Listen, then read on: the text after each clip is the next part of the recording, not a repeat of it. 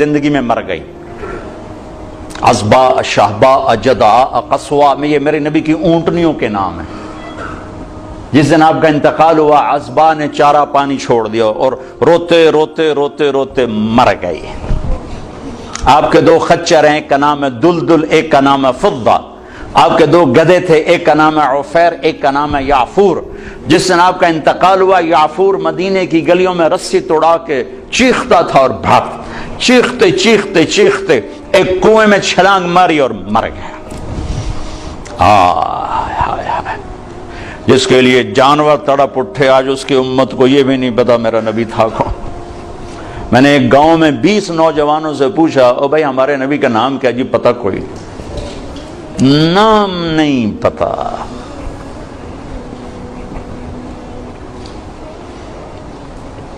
اب جمعے کا خطبہ دیا کرتے تھے، مجمع زیادہ ہو گیا، صحابہ نے کہا جی ممبر بنے تاکہ آپ پیچھے نظر آئیں. کا بنا دو. ممبر بن گیا. آج پہلا دن ہے. یہ میرے نبی کے گھر کا دروازہ ہے، یہاں کھجور کا تنا ہے جس سے ٹیک لگا کے آپ بیان فرماتے تھے، اور یہ ممبر ہے. اب آپ وہاں سے نکلے اور وہ کھجور کے تنے کو آپ نے کراس کیا اور ممبر پہ پاؤں رکھا. کھجور کا خشک بے جان تنا حن حنین العشار، ایسے چیخا جیسے حاملہ اونٹنی چیخ مارتی. وہ دوڑ دوڑ دوڑ دوڑ دوڑ ہل ہل کے رونے لگا. آپ نیچے اترے اور اس کو یوں سینے سے لگایا اور فرمایا ایک تیرے ساتھ وعدہ کرتا، تو چپ ہو جا، مجھے ممبر پہ جانے دے کہ لوگوں کو ضرورت ہے پیچھے مجھے دیکھنے کی. میں تیری جدائی کے بدلے وعدہ کرتا ہوں تمہیں جنت کا درخت بنوا دوں گا اور جنتی تیرے میوے کھائیں گے. تو وہ آہستہ آہستہ چپ ہوا. پھر اس کی ہچکیوں کی آواز آ رہی تھی، یہ آواز آ رہی، اور پھر ایک دم زمین پھٹی اور وہ اس میں غائب ہو گئی. اور میرے نبی کا وعدہ سچا ہو گیا. سب کی آنکھوں کے سامنے اللہ نے اسے اٹھا کے وہ پہنچایا جنت. اوفو بھائیو، ہم نے صرف درود پڑھنے کے لیے اپنا نبی رکھا ہوا ہے. بابا نبی پہ درود پڑھ دو بھائی. اس کو بطور رہبر مانا ہی کوئی نہیں، بطور قائد مانا ہی کوئی نہیں. لا الہ الا اللہ اندر کی چیز ہے، محمد رسول اللہ باہر کی چیز ہے. اب لا الہ الا اللہ دکھا نہیں سکتے، محمد رسول اللہ چھپا نہیں سکتے. لا الہ الا اللہ بتانا پڑے گا، محمد رسول اللہ چھپانا پڑے گا. لا الہ الا اللہ بیج ہے، محمد رسول اللہ درخت ہے. لا الہ الا اللہ جڑ ہے، محمد رسول اللہ شجر ہے.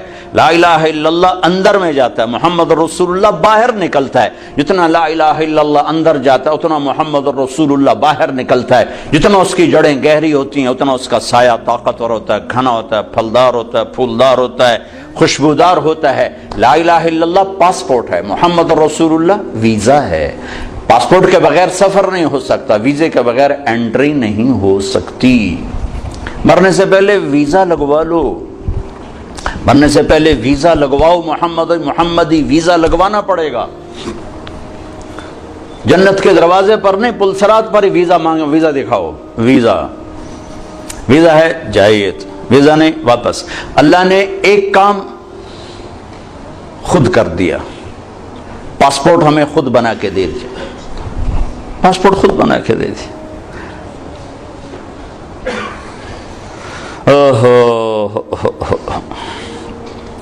ہماری جماعت تھی سوات میں، تو ایک نوجوان کو ایک ساتھی نے دعوت دی. وہ چپ کر کے سنتا رہا. جب بات ختم ہوئی کہنے لگا حضرت جی میں ہندو ہوں، مسلمان نہیں ہوں. آپ خوش قسمت ہیں، آپ مسلمان ہیں. مجھے پتا ہے میرا مذہب کچھ نہیں، پتھر اپنے ہاتھوں سے لاتے ہیں، اسی کی پوجا شروع کر دیتے ہیں. لیکن اگر میں مسلمان ہوں تو مجھے 70 رشتے توڑنے پڑیں گے اور کوئی ایک مسلمان مجھے سہارا دینے کے لیے نہیں آئے گا.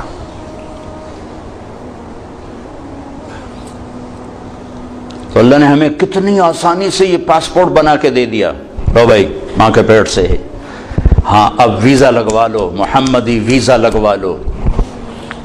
کہ آج اس کی شان دیکھو گے، جب دروازے پہ دستک ہوگی اندر سے آواز آئے گی کون؟ آپ کہیں گے محمد الرسول اللہ. پھر وہ کہے گا امرت اللہ افتح لأحد قبلک ولن اقوم لأحد بعد، یا رسول اللہ مجھے کہا گیا تھا کہ آپ سے پہلے نہ دروازہ کھولوں، اور مجھے کہا گیا تھا کہ میں خود اٹھ کے کھولوں، میں کبھی کسی کے لیے نہیں اٹھا۔ یہ کون ہے؟ یہ جنت کا بڑا فرشتہ رضوان دروازہ کھولے گا۔ آپ نے کہا ادخلها، میں اندر جاؤں گا، وَمَيَّ فُقَرَاءُ الْمُؤْمِنِينَ، اور میرے چاروں طرف میری امت کے غریب لوگ پہلے داخل ہوں گے۔ بھائیو، حلال حرام تو اسے بتایا جاتا ہے جسے پتہ ہو کہ حلال کرنے والا ہے کون اور حرام کرنے والا ہے کون۔ ابھی تو لوگوں کو نہ اللہ کا پتہ نہ رسول کا پتہ، ہم انہیں کہتے ہیں سود حرام ہے، وہ پہلے بتاؤ تو صحیح وہ ہے کون جو کہہ رہا ہے میرے اور میرے رسول کی جنگ ہے تمہارے، ان کو تو پتہ ہی کوئی نہیں۔ جس کی طاقت کا پتہ ہوتا ہے اس کے آگے کون کھڑا ہوتا ہے؟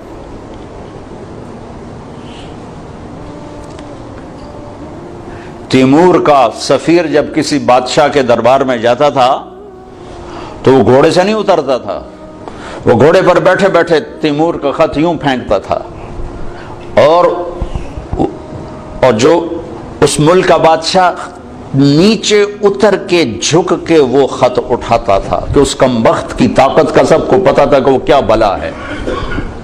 دنیا کا آخری فاتح ہے تیمور، تیمور کے بعد فاتح کوئی نہیں آیا، آخری فاتح تیمور ہے۔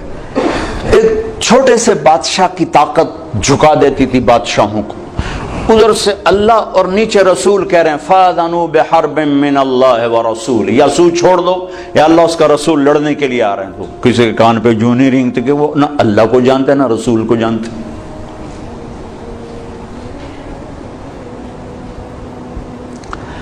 اللہ اس کے رسول کا تعارف ضروری، میں اس لیے پہلے اللہ رسول کا تھوڑا سا تعارف، وہ ہیں کون جن کو جو کہہ رہے ہیں سود حرام ہے، جو کہہ رہے ہیں جھوٹ حرام ہے، جو کہہ رہے ہیں زنا حرام ہے، جو کہہ رہے ہیں کفر حرام ہے، شرک حرام ہے، وہ ہیں کون؟ میں نے فیصل آباد کے تاجروں میں نا بیان کیا، ابھی یہ میزان بینک اتنا زیادہ نہیں ظاہر ہوا تھا تو میں تاجروں میں تھوڑی سی بات کر دیتا تھا، بھائی سود کے بغیر آپ تجارت چلو۔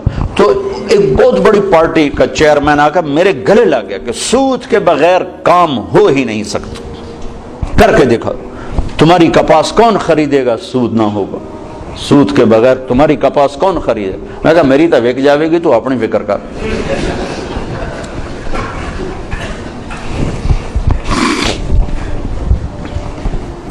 تو میں انہیں معذور سمجھتا ہوں، مسلمان ہیں، نیک آدمی ہیں، لیکن پتہ کوئی نہیں، وہ دلیر ہو کے نہیں کر رہے، وہ نادان ہو کے کر رہے ہیں، پتہ ہی کوئی نہیں ان کو کہ کہنے والا کون ہے اور آگے فرمان سنانے والا کون ہے۔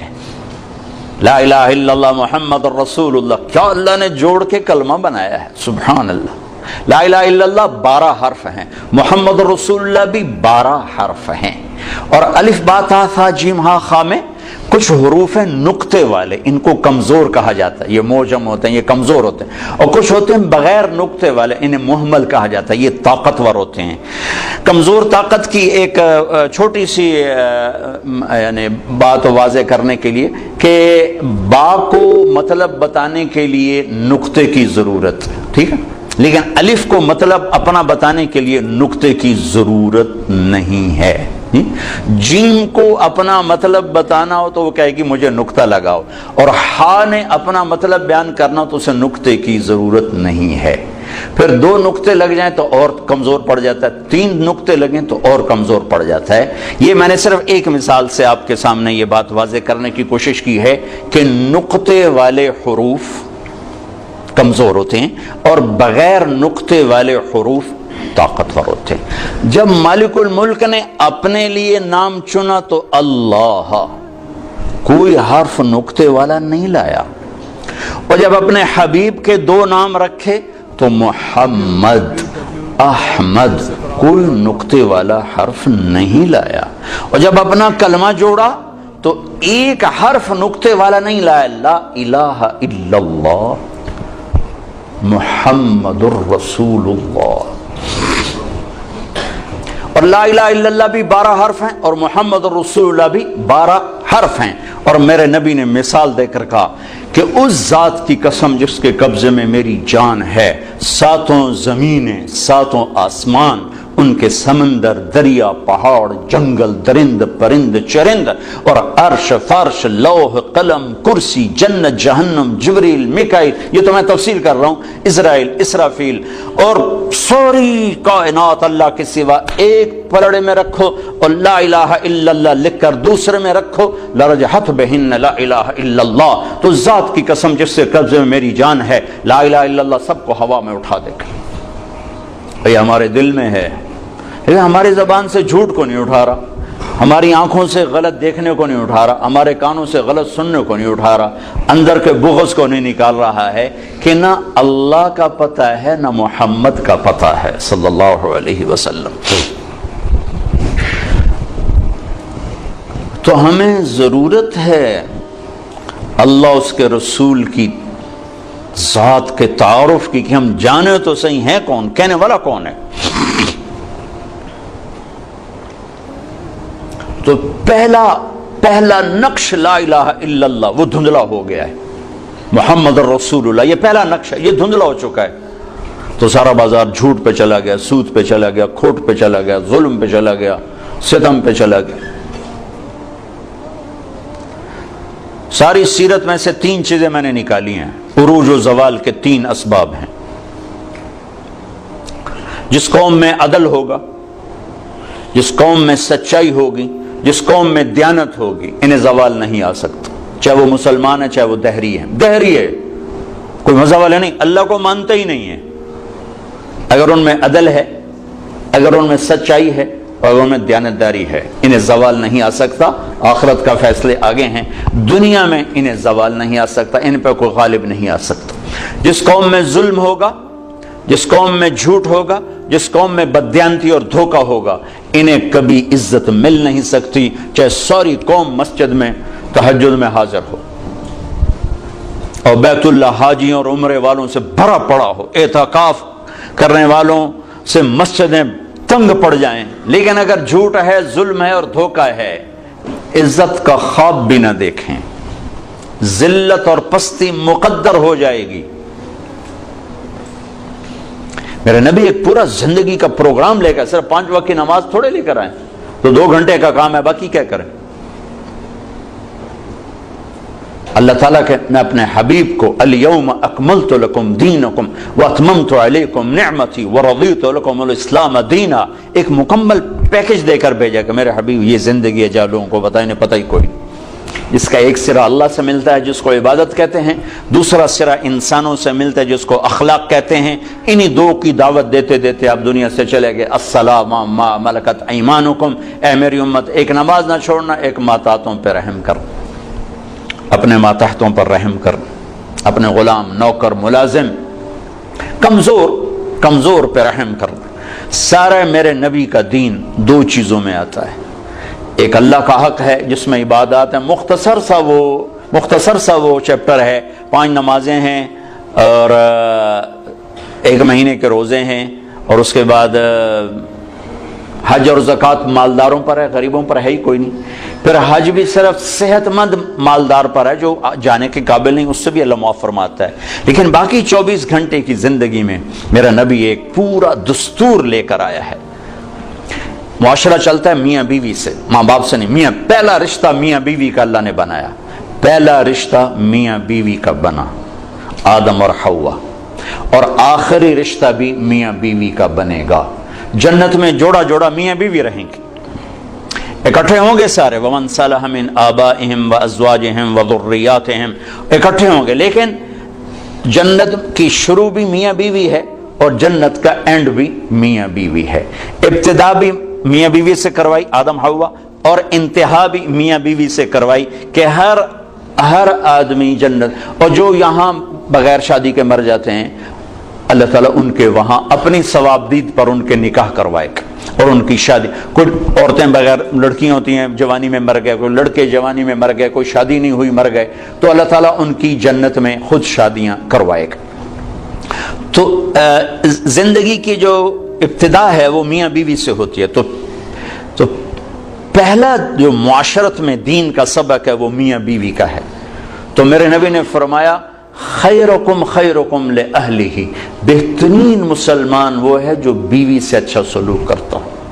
وَأَنَا خَيْرُكُمْ لِأَهْلِي، اور میں تم سب سے زیادہ اچھا سلوک کرتا ہوں اپنی بیویوں کے ساتھ. پھر کہا خیرکم خیرکم لنسائہ، سب سے بہترین انسان وہ ہے جو عورتوں سے اچھا سلوک کرتا ہو. یہاں سے گھر کو شروع کیا. گھر کی ابتدا، کائنات کی ابتدا بھی میاں بیوی ہے، انتہا بھی میاں بیوی ہے. معاشرت کا دین خوشبو کی طرح پھیلتا ہے، خوشبو کی طرح. عبادات کا دین بنیاد کا کام دیتا ہے، اور معاشرت کا دین وہ عمارت کا کام دیتا ہے. عبادات کا دین جڑ کا کام دیتا ہے، اور معاشرت کا دین سایہ، پھل پھول، خوشبو، مہک کا کام دیتا ہے. تو میرے نبی نے 11 شادیاں کی. کوئی شوق کی تھی؟ 25 سال کا نوجوان 40 سال کی عورت سے شادی کر سکتا؟ جس عورت کے 2 نکاح ہو چکے ہوں پہلے، اور ہر نکاح سے اولاد بھی ہو، ہر شادی سے اولاد ہو، اور 40 سال کی عمر ہو، 2 شادیاں ہو چکی ہوں، اور شادی کرنے والا 25 برس کا خوبرو نوجوان ہو. حضرت غامدیہ کہتی ہیں، خزائیہ، ام معبد الخزائیہ آپ کا حلیہ بیان کرتے ہوئے فرماتی، رأیت رجلا ظاہر الوضاء ابلج الوجه حسن الخلق لم تعبه ثجلا لم تزری به صعلا وسیم قسیم حسین. کیا الفاظ ہے! فی عینیہ دعج، فی صوتہ سہل، فی لحیتہ کثافہ، فی عنقہ سطع. میں نے ایک جوان دیکھا ایسا حسین چمکتا چہرہ، نہ نکلا ہوا پیٹ، نہ دبلا پتلا، نہ پیٹ نکلا کہ بدصورت ہو جائے، نہ دبلا پتلا کہ بے روب ہو جائے. اور چہرہ روشن، حسین، آنکھوں میں چمک، خوبصورت موٹی آنکھ، آواز میں جادو، گردن لمبی، داڑھی گھنی، چہرے پر نور، 14ویں رات کے چاند کی طرح چمکتا ہوا چہرہ. وسیم قسیم، یہ 2 لفظ عجب کہے ہیں، 2 لفظ عجب کہے ہیں. وسیم، وسیم کسے کہیں؟ جسے دیکھ کر آنکھ نہ بھرے اور ہر دفعہ دیکھنے کا شوق بڑھ جائے، اسے وسیم کہتے ہیں. اور قسیم کسے کہیں؟ جو ہر طرف سے خوبصورت ہو، سر سے لے کر پاؤں تک، ناخن کے انگوٹھے سے سر کے بال تک حسن ہی حسن کا پیکر ہو، اسے قسیم کہتے ہیں. تو کائنات میں حسین بہت آئے، وسیم ایک ہی آیا. خوبصورت بہت آئے، قسیم ایک ہی آئے، وہ ہے محمد الرسول اللہ صلی اللہ علیہ وسلم، جن کو دیکھ کے آنکھ نہیں بھرتی تھی، اور ہر طرف سے حسن حسن. 40 سال کی عورت سے شادی ہو رہی، اور پوری جوانی ایک عورت کے ساتھ گزارتی. 50 سال آپ کی عمر ہوئی تو حضرت خدیجہ کا انتقال ہوا، 65 سال کی عمر ہوئی، اور اس کے بعد شادیوں کی لائن لگ گئی. معاشرت سمجھانی تھی، زندگی سمجھانی تھی. آپ نے فرمایا ما زوجت وما تزوجت الا بوحی من السماء اتی به جبرائیل. کہا میں نے کسی بیٹی کی شادی نہیں کی اور کوئی شادی نہیں کی جب تک کہ اوپر سے حکم نہیں آیا، اور جبریل لے کر آیا. پھر آپ نے فرمایا ما تزوجت وما زوجت الا اہل الجنہ. میں نے کسی عورت سے شادی کی ہو، میں نے اپنی بیٹی کی کسی سے شادی کی ہو، سب کے لیے میرے اللہ کا فرمان ہے کہ سب جنتی ہیں. تو 25 سال کی عمر میں 40 سال کی عورت سے شادی کا کیا تک بنتا ہے؟ اور حسن ایسا کہ دیکھنے والے آنکھ نہ بھرے. ایسا عائشہ کپڑا سی رہی تھی، سوئی گر گئی، تو وہ کمرے میں ایسی روشنی نہیں کہ ان کو سوئی نظر آئے، تو وہ ایسے ایسے ٹٹول رہی تھیں. اتنے میں آپ کمرے میں داخل ہوئے تو آپ کے چہرے کے نور سے سوئی چمکنے لگی. عکس پڑتا ہے نا. تو جو ایسی ہستی ہو وہ تو 25 سال کا ہے تو کوئی 20 سال کی لڑکی تلاش کرے اپنے لیے. 40 سال 50 سال کی عمر میں حضرت خدیجہ جدا ہوئی آپ سے جب آپ 50 سال کے تھے، تو اس کے بعد شادیوں کی لائن لگ گئی.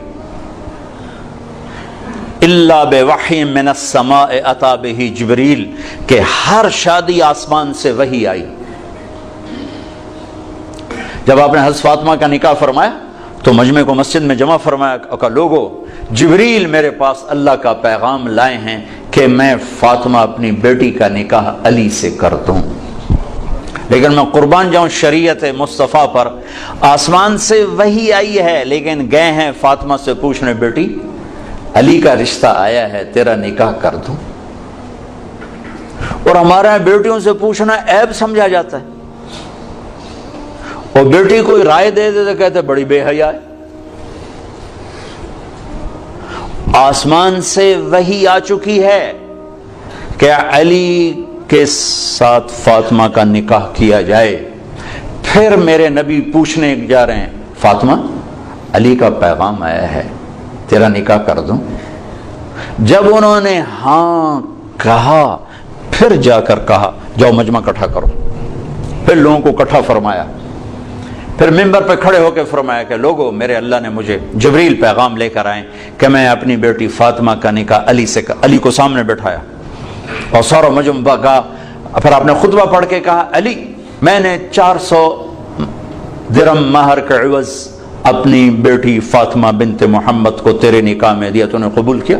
تو نے زور سے کہا میں نے قبول کیا، اور سجدے میں سر رکھ دیا اور زور سے یہ دعا پڑھی، رب اوزعنی ان اشکر نعمتک التی انعمت علی وعلی والدی، اس پر آپ نے کہا آمین۔ پھر آپ نے سارے مسجد میں کے حاضرین کو شہد کا شربت پلایا، کھجور کھلائی۔ سبحان اللہ، کیا پیاری زندگی ہے، کیا خوبصورت زندگی ہے، اس سے زیادہ عورت کے حقوق اور کیا کوئی بیان کرے گا۔ حضرت ام ایمن بیٹھی تھی، ان کا بیٹا محمد پانی تو پلا، تو حضرت عائشہ ناراض ہو گئی، کہا تو رسول اللہ سے کہتی پانی پلا؟ کہا کیوں نہ کہوں، میں نے دودھ پلایا ہے، آپ کو 8 عورتوں نے دودھ پلایا ہے، ماں سمیت، ماں کے علاوہ 7 اور عورتیں، جن میں سے ایک ام ایمن، حلیمہ کا تو نام مشہور ہو گیا، 6 اور بھی، ان میں ام ایمن بھی ہیں۔ تو انہوں نے کہا میں نے دودھ پلایا ہے، تو آپ جلدی سے اٹھے، گلاس اٹھایا، کہا ہاں ہاں عائشہ یہ میری ماں ہے، آپ نے خود گلاس پیش کیا۔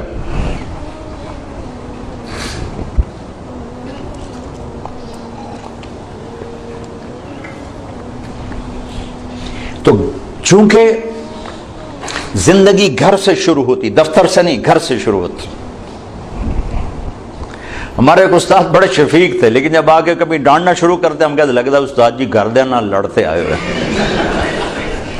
اور ہم دائیں بائیں سے خبر لیتے تو تقریباً وہ خبر سچی ہوتی تھی۔ لڑائی گھر میں اور غصہ ہم پہ نکل رہا، جب آدمی کا گھر ڈسٹرب ہوتا ہے تو پھر دفتر بھی ڈسٹرب ہوتا، تو تم دعا کرو تمہارے پاس گھروں میں نہ لڑیں تاکہ تمہارے ساتھ ٹھیک رہے۔ زندگی کی ابتدا گھر سے ہے، گھر سے۔ تو ایک گھرانہ کیسا ہونا چاہیے، اور ایک گھر کی آبادی کا دار و مدار کس پر ہے؟ اللہ کی قسم پیسے پر نہیں ہے، وہ میرے نبی کے اخلاق پر ہے، میرے نبی والے سلوک پر ہے۔ چونکہ زندگی چیزوں کا نام نہیں، میزان بینک کا نام زندگی نہیں ہے، معیشت کا نام زندگی نہیں ہے، زندگی احساسات کا نام ہے۔ احساسات جب پروان چڑھتے ہیں تو زندگی خوشحال ہوتی ہے، روٹی ملے یا نہ ملے، اور احساسات جب مجروح ہوتے ہیں تو زندگی زخمی ہو جاتی ہے، اور پھر زندگی ماند پڑ جاتی ہے، چاہے سونے چاندی کے زیور میں لدا ہوا گھرانہ کیوں نہ ہو۔ جب احساسات بکھرتے اور ٹوٹتے ہیں تو زندگی تباہ ہو جاتی ہے، جب احساسات پروان چڑھتے ہیں تو زندگی آباد ہو جاتی ہے، اور احساسات کو پانی ملتا ہے نبی والے اخلاق سے، زیور سے نہیں، پیسے سے نہیں، ڈگری سے نہیں۔ تھوڑی دیر پہلے ایک خاتون ملی اور پھوٹ پھوٹ کے رونے لگی، اربوں پتی آدمی کی بیگم، کہ میں اس دولت کو کیا کروں، میرے خامند کا سلوک ہی میرے ساتھ اچھا نہیں، میں اس دولت کو کیا کروں۔ تو میرے نبی، میرے بھائیوں، ایک زندگی دے کر گئے ہیں جو شروع ہوتی ہے گھر سے۔ ایک گھر کو بچانے کے لیے سینکڑوں آیات قرآن نے اتاری۔ میں تو مفتی نہیں، مفتیوں سے سنی بات بتا رہا ہوں کہ ایک آدمی کہتا ہے انشاءاللہ میرا یہ پلاٹ مسجد کے نام وقف، تو اس کے یہ کہنے پر وہ وقف ہو گیا، اب وہ واپس نہیں لے سکتا، اس لیے کہ اللہ خود چاہتا ہے کہ تم اللہ کے نام پہ خرچ کرو۔ تو میں کہتا ہوں جی انشاءاللہ میرا یہ قالین مسجد کے نمازیوں کے لیے وقف ہو گیا، تو اب یہ ہو گیا، میں واپس نہیں لے سکتا۔ لیکن ایک آدمی یوں کہتا ہے انشاءاللہ میری بیوی کو طلاق، تو یہ مفتی کہتے ہیں نہیں ہوئی۔ اس نے کہا تھا اگر اللہ چاہے تو میری بیوی کو طلاق، اور اللہ چاہتا ہی نہیں کوئی اپنی بیوی کو طلاق دے، اس لیے یہ طلاق نہیں ہوئی، نہیں ہوئی۔ ایک گھر کو بچانے کے لیے سینکڑوں ہزاروں سورہ نساء، سورہ مریم، سورہ طلاق، سورہ تحریم۔ آپ نے کہا علی طلاق سے بچنا، جب طلاق دی جاتی ہے تو اللہ کا عرش کانپ اٹھتا ہے، جب گھر بگڑتا ہے تو وہاں سے معاشرہ بگڑتا ہے، جب گھر سنورتا ہے تو وہاں سے معاشرہ سنورتا ہے۔ تو پہلا میاں بیوی ہیں، ان کا آپس میں سلوک کیسا ہے؟ اور چونکہ کسی کی لڑکی کو مرد لے کے جاتا ہے تو اس کی طرف شریعت زیادہ متوجہ ہے، عاشروہن بالمعروف، ان عورتوں سے اچھا سلوک کرنا۔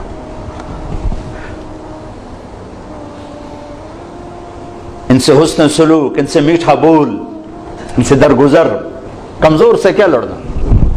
ایک نوجوان آیا کہنے لگا جی بیوی سے جھگڑا رہتا ہے، کوئی وہ دو مجھے، کوئی تویز دو۔ میں نے کہا بیویوں پہ تویز چلتے ہی نہیں۔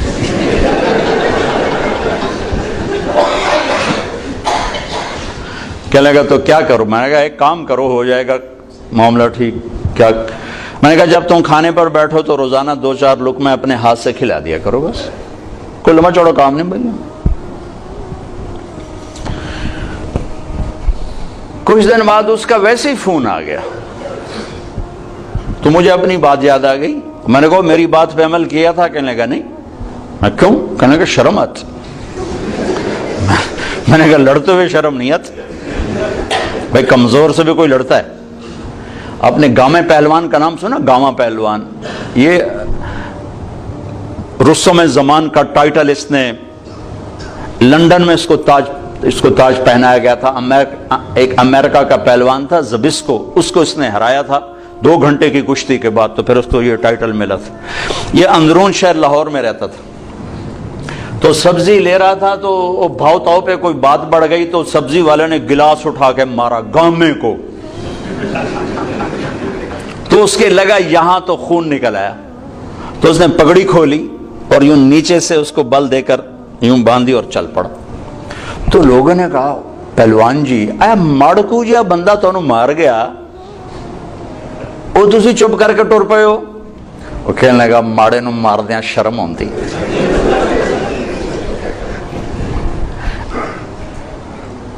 وہ کہنے لگا کمزور پہ ہاتھ اٹھاتے ہوئے شرم آتی ہے، کیا کروں؟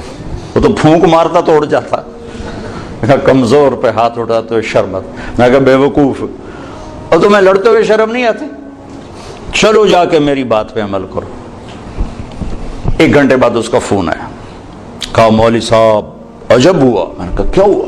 کہا میں نے لقمہ منہ میں ڈالا، ادا منہ تھے کھلے ہی رہ گیا۔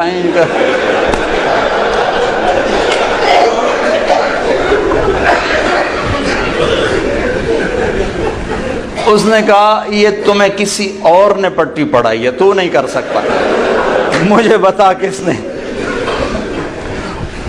انہوں نے کہا مجھے تو مولوی طارق جمیل نے بتایا۔ کہا اس نے اسی وقت ہاتھ اٹھا کے دعا کرنے شروع کر دی میرے لیے کہ اللہ اس کا بھلا کرے، اس نے تمہیں یہ انسانیت سکھائی۔ اب گھر کی زندگی کو پیسے سے خوشگوار دیکھنا چاہتے ہیں، نہیں ہوگی اللہ کی قسم۔ گھر کی زندگی خوشگوار ہوگی تو دفتر بھی خوشگوار ہوگا، اور گھر کی زندگی میں نبوت والے اخلاق آئیں گے تو زندگی پروان چڑھے گی۔ جو میرے سامنے مرد عورتیں ہوتی تو میں عورتوں کے حقوق کے لیے جو اللہ کے نبی نے فرمایا وہ بھی بتا تھا کہ اگر میری شریعت میں سجدہ ہوتا تو میں عورت سے کہتا خامند کو کرے، لیکن زیادہ جو میں دیکھتا ہوں اس میں احادیث میں وہ مردوں کی طرف خطاب زیادہ ہے، چونکہ وہ لے کے جاتا ہے اور وہ بوجھ اٹھاتا ہے اور وہ ذمہ دار بنتا ہے۔ تو حضرت عائشہ رضی اللہ تعالیٰ عنہ چھوٹی عمر کی تھی، تو آپ ان کو لقمے بنا بنا کے کھلاتے تھے. ایک دفعہ حبشی کھیل رہے تھے مسجد میں خنجروں کے ساتھ, تو آواز سن کر حضرت عائشہ کہنے لگی یا رسول اللہ میں نے یہ حبشیوں کا رقص دیکھنا ہے. وہ رقص کر رہے تھے ان کے ساتھ خنجروں کے ساتھ. ہمارے بچپن میں ہمارے دیہاتوں میں ہوتا تھا, چھوٹے چھوٹے ہم تھے تو اس وقت ہمارے یہ جب ٹیلی ویژن نہیں ہوتے تھے تو ہم مغرب کے بہت سارے چاندنی راتوں میں کھیتوں میں بیٹھ جاتے تھے بڑے چھوٹے. تو پھر یہ اس کو ہم گتکا کہتے تھے, گتکا. تو اب نے کہا اچھا آ جاؤ, تو ان کو پیچھے کھڑا کیا, اونٹ بن گیا اور آپ سامنے کھڑے ہو کر تماشا دکھانا شروع کرتے. ورنہ آپ کہتے تو نبی کی بیوی ہو کر لا یعنی کر دی, چل بیٹھ قرآن پڑھ. کھڑے کھڑے آپ تھک گئے. آپ نے کہا عائشہ بس نہ کریں, کہنے لگے نہیں بس نہیں, ابھی میرا دل نہیں بھرا. تو پھر آپ کھڑے کھڑے آپ یوں سہارا لے رہے تھے, تھک کے نا, کھڑے کھڑے یوں ہو جاتا, پھر تھوڑے بعد یوں ہو جاتا, چونکہ تھک, پھر تھوڑے بعد یوں ہو جاتا, جب تک حضرت ام عائشہ نے نہیں فرمایا بس آپ کھڑے رہے. یہ کائنات کہ افضل ترین ہستی رحمت للعالمین. پھر دوسری اکائی بنتی ہے ماں باپ. اس کے بعد ماں اور باپ کا روپ انسان دھارتا ہے. تو پہلا حق اولاد کا ہے, پہلا حق ماں باپ کا نہیں, کہ اس کو تو پتہ ہی نہیں جو گود میں ہے کہ میری ماں کون ہے میرا باپ کون ہے. اسے صحیح تعلیم دینا اور اسے انسانیت سکھانا ماں باپ کے ذمہ ہے. سکھائیں اسے اے لیول او لیول اور توقع کریں کہ اماں ابا کو بھی مانے تو کیسے مانے گا. ایک شخص آیا حضرت عمر کے پاس, کہا جی میرا بیٹا بڑا نافرمان ہے. تو عمر رضی اللہ تعالیٰ نے اٹھایا کوڑا مارنے کے لیے. انہوں نے کہا جی میری بات سن. کیا کہا ماں پیو کا بھی بڑا حق ہے پر کوئی اولاد کا بھی حق ہے. آپ نے کہا ہاں, تو ذرا بتا دیں. تو فرمایا پہلا حق ہے کہ اچھی ماں دے, دوسرا حق یہ ہے کہ اس کا نام اچھا رکھے, تیسرا حق یہ کہ اس کو قرآن کی تعلیم دے. تو کہا پھر آپ میرے ابے کی کارگزاری سن لو.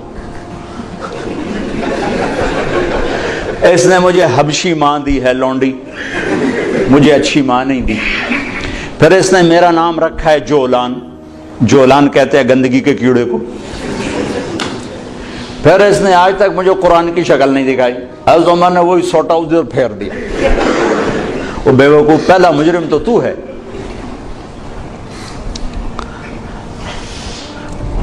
وہ تو ایک پتھر ہے, اس کو تراش خراش کی ضرورت ہے, نہ تراشیدہ وہ پتھر ہے. تو پہلی گود ماں باپ ہیں. اب ماں باپ اتنا وقت نکالیں کہ بچوں کے ساتھ کانفرنس ہو, بیٹھنا ہو. اس کو کاروبار سے فرصت نہیں, وہ تھک تھکا کے آتا ہے, وہ کیسے کاؤنسلنگ کرے بیوی کے ساتھ بچوں کے ساتھ. اور ذہن سازی سب سے پہلا کام ماں باپ کا ہے, استاد کا نہیں. استاد تو بعد میں آتا ہے, پہلے پہلا درس ماں باپ کا ہے. اگر انہوں نے اس کو ٹائم نہیں دیا تو یہ جنگل کا ایک درخت بن جائے گا, اور اگر اسے ٹائم دیا تو باغ کا پودا بنے گا جس کی تراش خراش. اور زندگی بھر دھکے کھائے ہیں, سیرت کو پڑھ کے اور تجربوں سے دیکھا ہے. نصیحت تھوڑی ہو محبت زیادہ ہو. ماں باپ پر نصیحت غالب ہوتی ہے, پھر وہ اوور ڈوز ہو جاتا ہے کام. ذہن سازی نہیں ہوتی, اور ذہن سازی دنیا کا مشکل ترین کام ہے جس کے اللہ نے نبیوں کو بھیجا.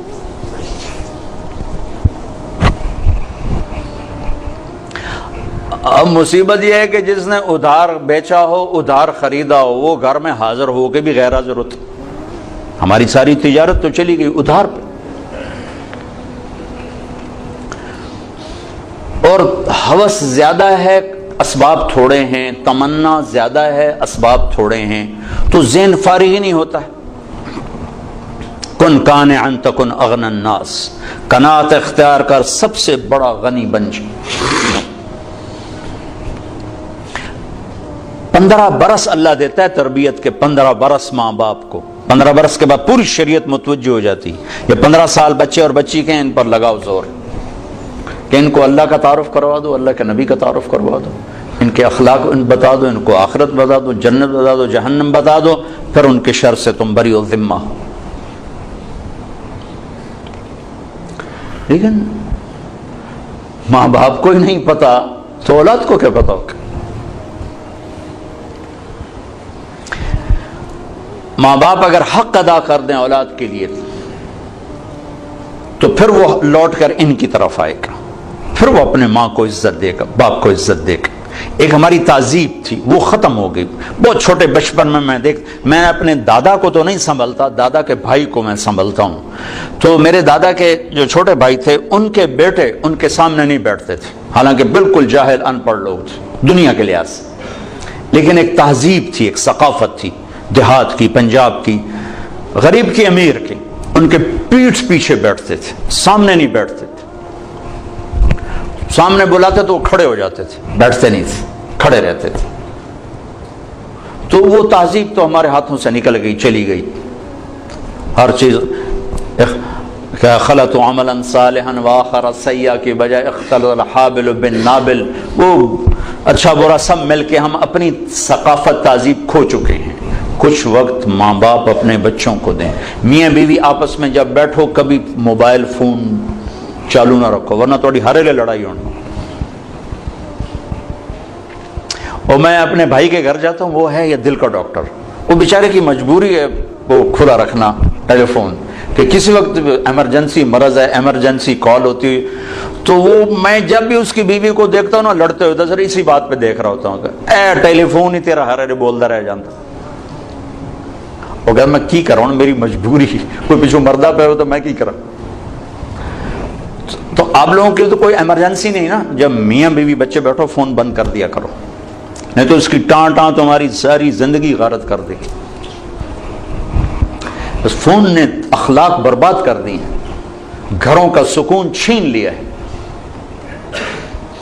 ان لنفسک علیک حقا وان لزوجک علیک حقا، تیری بیوی کا تیرے اوپر حق ہے، تیری ذات کا تیرے اوپر حق ہے۔ یہ تھوڑا کہ تم میزان بینک کے ملازم ہو تو اب تمہارے گھر میں بھی تمہارا فون چل رہا ہو، بھائی عرفان صاحب کی کہیں کال نہ آ جائے۔ کیوں بھائی بیوی دا حق نہیں؟ کیوں جی عرفان صاحب؟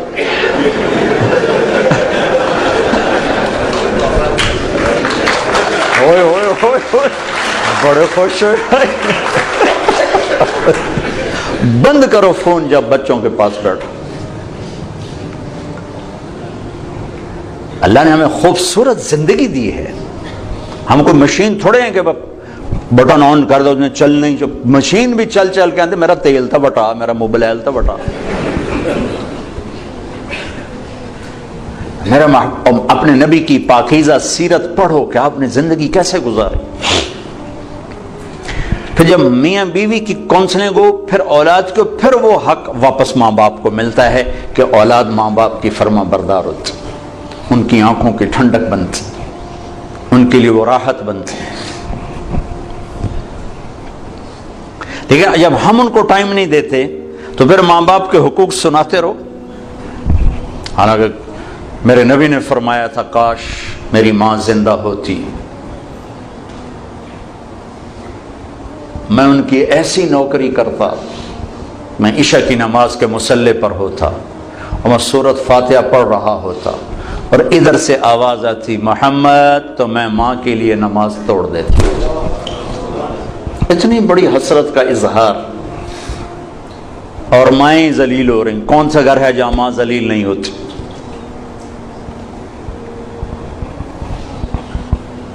اتنی بڑی ہستی فرما رہے ہیں نماز توڑ دیتا۔ آخری حج میں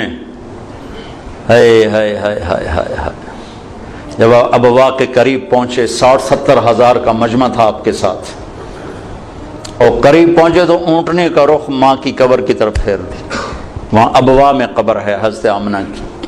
سن 2000 میں گیا تھا تو میں وہاں اس جگہ، وہ آدمی جا تو سکتا نہیں، کوئی رہبر ہو تو جا سکتے ہیں، تو اللہ نے ایک رہبر ٹکرا دیا تھا تو میں وہاں پہنچا تھا۔ زندگی گزری سفروں میں، ایسا سفر کبھی نہیں کیا۔ بیت اللہ کے اندر 2 دفعہ گیا، وہ کیفیت نہیں بنی جو حضرت آمنہ کی قبر پہ بنی۔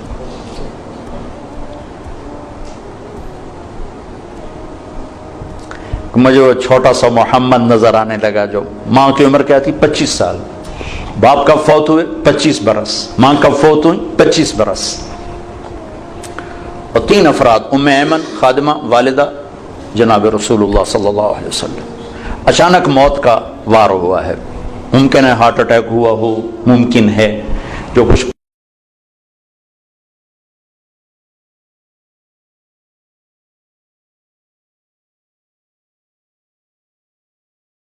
کمایا